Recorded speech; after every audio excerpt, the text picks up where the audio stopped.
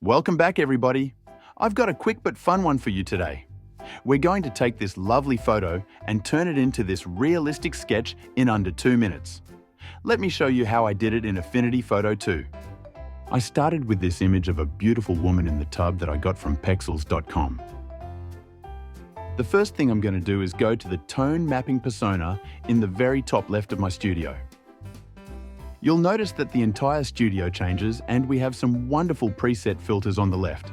I'll use the extreme category that came with my version of Affinity Photo 2.5. I'm going to go through a few of them and see which one looks a bit flat and smudgy, if you know what I mean.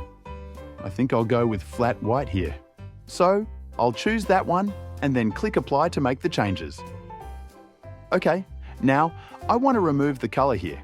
So I'll go to the Adjustments button at the bottom of the layer panel and select black and white. Sometimes, if you play with the sliders a bit, you can take some of the details out of the image. Here, I'll raise the yellow up a little, which seems to flatten out her skin areas a bit. Alright, here's the hack for a fast and easy sketch effect. Just open up a file with a bunch of pencil scribbles on it. I got this one on texturelabs.com, but I could have done this artwork by hand. I'll go to File and then Place to open up the image.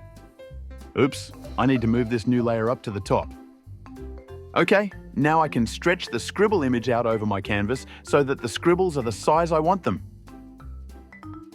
Okay, that looks good. Next, I'll go to my blend modes at the top of the Layers panel. I'll scroll down slowly until I see the effect I want. Decisions, decisions. All right. I think vivid light looks best.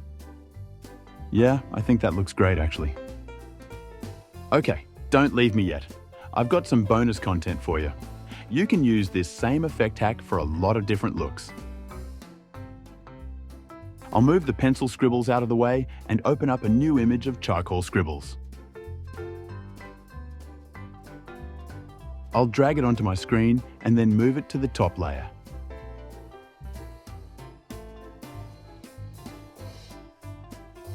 Then, you guessed it, I'll go back to my blend modes.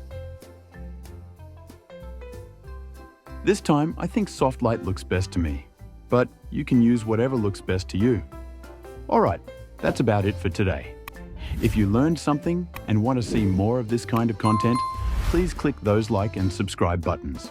And, if you're feeling generous, this channel runs on caffeine. There's a link to buy me a cup of coffee in the descriptions.